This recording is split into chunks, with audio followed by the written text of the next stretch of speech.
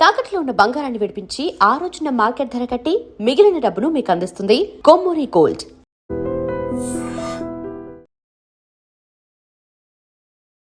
నమస్కారం, welcome to I dream.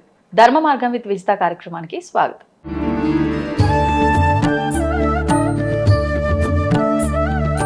కాళ్ళు ఊపుతూ కూర్చోకూడదురా, అలా కూర్చున్నప్పుడు కుదురుగా కూర్చో అని చెప్పి, ఎందుకు నువ్వు చెప్తే నేను ఎందుకు వినాలి అనే పిల్లలే ఎక్కువ ఉన్నారు.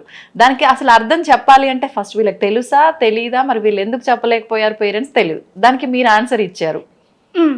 మామూలుగా అండి, కాలు ఊపితే ఏంటంటే సహజంగా శాస్త్ర ప్రకారంగా అంటే నేను లక్ష్మీదేవికి నచ్చదురా, సో ఊపొద్దు అంటారు. అదేంటంటే భయం పెడుతున్నారు మనని. అంటే లక్ష్మీదేవికి నచ్చకపోతే మన ఇంట్లో నుంచి లక్ష్మి వెళ్ళిపోతుందేమో, సరే ఊపకూడదు అనేది చూస్తున్నారు చెప్ప. అలా ఊపడం వల్ల స్ట్రెస్ ఇంకా పెరుగుతుంది. మనం చాలా మంది స్ట్రెస్ వల్ల ఊపుతున్నారు అనుకుంటారు, ఊపడం వల్ల ఇంకా పెరిగిద్ది. So you're giving more stress on the legs. తర్వాత కాళ్ళ నొప్పులు వస్తాయి. దాంట్లో గూగుల్లో కూడా ఏదో టెర్మినాలజీ ఉందండి, సంథింగ్ ఏదో ఆ ఒక ఇష్యూ ఉన్నవాడికే అలా జరుగుతుందంట. అండ్ లిటరల్ ఇప్పుడు మీరు ఇక్కడ కూర్చున్నారు, నేను ఇక్కడ ఉన్నాను, నేను మీ కళ్ళ ముందు కాలు ఊపుతో మాట్లాడుతుంటే మీ ఫీలింగ్ ఎలా ఉంటుంది? చాలా డిస్టర్బెన్స్, ఇరిటేషన్. అండ్ ఇంకొకటి, you feel I'm not respecting you. Correct, first thing. అవునవును, నేను మిమ్మల్ని రెస్పెక్ట్ చేయట్లేదు, ఏమేమి పెద్ద ఇదా కాలుతో కూర్చుంది అని అనుకుంటారా లేదా? శాస్త్రం అని పక్కన పెట్టండి, యాజ్ ఎ లే మ్యాన్ మీరు ఏమనుకుంటారు? ఇదే అనుకుంటారు. ఇదే మన పెద్దలు ఏమని చెప్పారు, ఊపకు, అది ఎదుటి వాళ్ళకి అహంకారం, అది సభ్యతగా ఉండదు అని. దీనికి ఎగ్జాంపుల్ ఏంటంటే అండి, మహాభారతం జరుగుతుంది, మన అందరికీ తెలిసిందే. అన్ని రాయబారాలు అయిపోయినాయి, ఇంకా లాస్ట్ లో కృష్ణ రాయబారం జరుగుతుంది. కృష్ణుడు అంతటా ఆయన సాక్షాత్తు రాయబారానికి వచ్చినప్పుడు ఎక్కడెక్కడో ఉన్న ఋషులు మునులు అందరూ అక్కడికి వచ్చారు, నారదుడితో సహా. పైనుంచి కూడా కొంతమంది దిగి రావడం జరిగింది, ఎక్కడెక్కడో ఉన్న వాళ్ళందరూ వచ్చారు. ఎందుకంటే ఇంటి భగవంతుడు రాయబారం చేస్తున్నాడు, ఈయన ఏం మాట్లాడి ఒప్పిస్తాడు? ఏది ఇంతమంది చెప్పినా ఒప్పుకొని దుర్యోధనుడు వీళ్ళందరూ, భగవంతుడు ఎలా మాట్లాడి ఒప్పిస్తాడు, మనం నేర్చుకోవాలి.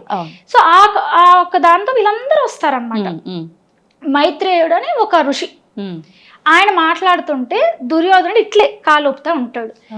ఇంత పెద్ద ఋషి, ఇంత పెద్ద సభ, ఎంతమంది ఉన్నారు, సాక్షాత్ భగవంతుడే కూర్చొని ఉన్నాడు, ఇంతమంది ఉన్నారు, నీకు ఎంత కొవ్వు కాకపోతే నువ్వు నా ముందే కాళ్ళు ఊపుతో కూర్చున్నావు, ఏ కాళ్ళు అయితే ఊపావు ఆ తొడ కారణంగానే నువ్వు చచ్చిపోతావు అని అన్నాడు.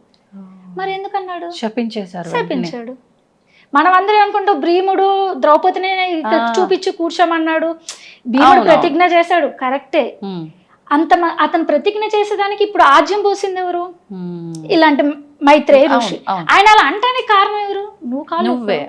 సో నీకు నువ్వే కొని తెచ్చుకున్నావు, అంతే అంతే. మరి అంతటా ఆయనకి తెలీదా? మైత్రేయుడు అనే మహర్షికి తెలీదా కాలు ఊపడం ఏం కాదులే అని అనుకున్నాడా? అనుకోలేదు, అదే పనిగా చెప్పించాడు. మరి అంటే కాలు ఊపడం ఎదుటి వ్యక్తికి అహంకారంగా కనిపిస్తుంది. నీకే అనిపిస్తున్నప్పుడు, నువ్వు ఊపుతున్నప్పుడు ఎదుటోళ్ళకి కూడా అట్లే అనిపిస్తుంది. అవును, యాజ్ సింపుల్ as దట్. అంతే అంతే. అంటే ఏదైనా తన దాకా వస్తేనే అర్థమవుతుంది అనేది ఇక్కడ నిజంగా అప్లికేబుల్ నిజంగా. కానీ నలుగురు 4 రకాలుగా చెప్పినప్పుడు ఏది వాస్తవం? మరి ఒకే విషయం 4 రకాలుగా ఉన్నాయి, అసలు నేను ఏది పట్టుకోవాలి? ఈ సందేహం చాలా మందిలో ఉంది. దాని గురించి ఏం చెప్తారు? దీనికంటే అండి, ఇప్పుడు మీరైనా నేనైనా మనం ఒక బుక్ని తీసుకుంటాం, ఆ బుక్లో వాడు ఆల్రెడీ క్లియర్గా సోన్స్ అని పబ్లిష్ చేసేసి ఉంటుంది. అక్కడ ఉంది కాబట్టి మీరు నేను నమ్ముతారు, అది పబ్లిష్ చేశారా, సో అది ఖచ్చితంగా కరెక్టే ఉంటుంది కాబట్టి మనం నమ్మాలని. మన స్కూల్లో మన టీచర్స్ అందరూ మనకి చిన్నప్పటి నుంచి ఆ బుక్స్లో చూసి అవే కదా, అవే ఫార్ములాస్ అనో లేకపోతే అవే మెథడ్స్ అనో మనకి నేర్పిస్తారు, మనం నమ్ముతారు. నెక్స్ట్ జనరేషన్ కూడా అవే చూసి నమ్ముతారు. ఇప్పుడు ఏమైందంటే, నేను ఇందాక అయితే అతివృష్టి లేదా అనావృష్టి, మనకి చెప్పేవాళ్ళు ఎక్కువైపోయారు, దీన్ని కన్ఫ్యూజ్ అయ్యే వాళ్ళు ఎక్కువైపోయారు. ఒక సెక్షన్ పూర్తిగా నమ్మడం మానేశారు. అది వేరే వాటా ఎక్కువైపోయింది అనుకుంటా. ఈ సెక్షన్ ఏంటంటే ప్రతిదీ, ఆమె ఎవరో ఆ గుడికి వెళ్ళి పాలు పోయమంటే వెళ్ళిపోతుంది, ఈ గుడికి వెళ్ళి దీపం పెట్టమంటే వెళ్ళిపోతుంది, వాళ్ళెవరో వచ్చేసి పలానా రోజు ఇది చేయమంటే చేసేస్తారు, లేదా ఇంకెవరు రాముడు సోన్సా అంటే అది నమ్మేస్తాడు. దానికి ఎగ్జాక్ట్గా ఆపోజిట్ ఇంకొక ఆయన చెప్తాడు, అది నమ్మాలో అర్థం కాదు. మీరు అన్నట్టు ఇది నమ్మాలో అర్థం కాదు. ఏది నమ్మాలో అర్థం కాని పక్షంలో మనకి ఒక కైండ్ ఆఫ్ దాన్ని ఏమంటాం, క్యాలిక్యులేటర్ ఒకటి ఉందండి. అంటే ఏది నమ్మాలి ఏది నమ్మకూడదు అని మనందరికీ ఏదైనా నమ్మాలంటే రిఫరెన్స్ బుక్స్ ఏంటంటే వేదాస్. వేదాస్కి మించిన బుక్స్ ఏమీ లేదు. అయితే మీకు నాకు సాంస్క్రిట్ రాదు, ఒకవేళ వచ్చినా అది చదివినా అర్థం చేసుకున్నంత కెపాసిటీ మనకు లేదు. ఎందుకంటే every word has multiple meanings, ఒక్కొక్క సిచ్యువేషన్కి దాని యొక్క మీనింగ్స్ మారుతుంది. So Vedas is nothing but shruti. అంటే భగవంతుడు శరీరం నుంచి లేదా ఆయన పలకగా ఒక ట్యూన్తో, shruti doesn't has to be written అండి. మన వేదాస్ అని మనం అనుకుంటున్నాం, కానీ ఆ బుక్స్ అన్నిటి ఇప్పటికీ భూమి మీద ఎక్కడ ఉండవు. ఒకరి ద్వారా నేర్చుకున్నది ఇదంతా. ఒక పాట రూపంలో వాళ్ళు చెప్పడమో లేదా ఒక దానికి ఒక ట్యూన్ యాడ్ చేసి ఒక గురువు చెప్పడం, ఈ పిల్లలు రిపీట్ చేస్తూ ఉండి నేర్చుకుంటారు వేదాన్ని. So that's in the shruti form, it has some shruti. ఆ నెక్స్ట్ ఏంటంటే మనకి ఉపనిషత్తులు వస్తాయి, ఇవి ద నెక్స్ట్ హైరార్కీ. ఆ తర్వాత మనకి ఇతిహాసాలు వస్తాయి, రామాయణ మహాభారత, రెండే ఇతిహాసాలు, ఇంకా లేనే లేవు. అవి 2 కళ్ళు, ఇందాక చెప్పంటే 2 కళ్ళు అవి. ఈ 2 కళ్ళతో చూసినప్పుడే మనకి నిజాలు తెలుస్తాయి. అదర్వైజ్ అన్ని కల్పితాలే మనకి. ఇతిహాసాల తర్వాత స్మృతులు అని కొన్ని ఉంటాయి, ఆ తర్వాత పురాణాలు, ఇంకా ఇట్లా లైన్ బై లైన్ వెళ్ళాలండి.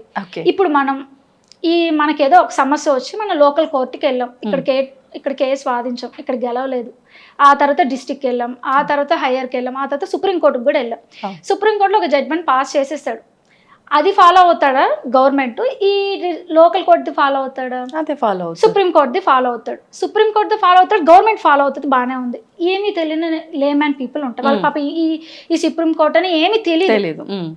ఈ లోకల్ కోర్టు వచ్చి నీదిగో నేను ఈ జడ్జ్మెంట్ పాస్ చేశాను, ఇది కరెక్ట్ అని చెప్పేస్తుంది ఆ లోకల్ కోర్టు. ఇక్కడ లోకల్గా ఉన్న లేమ్యాన్ వాళ్ళకి ఏంటి, ఓహో మన కోర్టు ఇది చెప్పింది, ఇది నిజం అని నమ్మేస్తారు. కానీ ఎవరికి తెలుసు సుప్రీం కోర్టుదే పాటించాలని? ఎవరికి తెలుసు? కొద్దో గొప్ప నాలెడ్జ్ ఉన్న వాళ్ళకే తెలుస్తుంది. ఇక్కడ ఏమైందంటే మీరు ఇంత క్వశ్చన్ ఇదే, ఒక్కొక్క ప్రవచనకర్త ఒక్కొక్క లెవెల్ ఆఫ్ కోర్టుకి సంబంధించిన వాళ్ళు అనుకుందాం. అతని కోర్టులో అతను చెప్పేది కరెక్టే, తప్పు కాదు, ఆ లెవెల్కి అది కరెక్టే. కానీ ఏది కరెక్ట్ అవ్వాలి? ఇంత నేను చెప్పినట్టుగా సుప్రీం కోర్టుదే కరెక్ట్ అవ్వాలి. కానీ మీకు నాకు సుప్రీం కోర్టులో ఏం తీర్పు చెప్పారో తెలియదు కాబట్టి ఇతను చెప్పింది కరెక్టే అని అనుకుంటున్నాం. And for more videos, please subscribe to iDream channel. Subscribe to iDream Media. Please subscribe to iDream. Please subscribe to iDream. Please subscribe iDream. And please subscribe to iDream. For more videos, subscribe to iDream. please like, share and subscribe to the channel. Congratulations, iDream. Subscribe to iDream. Subscribe to iDream. So subscribe to iDream Media. iDream team andarki huge congratulations. Please subscribe iDream Media. Please subscribe to iDream. Subscribe iDream. Please subscribe to iDream. iDream అంటే నా కళల ఛానల్ను subscribe చేసుకున్న నోరు తిరుగుతలేదు, మీరైతే గంట గుర్తు కొట్టండి. For more such videos, please subscribe to iDream. Subscribe to iDream. Please subscribe to iDream. Please subscribe iDream Media. Please do subscribe to iDream. Please subscribe to iDream Media. For best entertainment and information, please subscribe iDream. And don't forget to subscribe to iDream.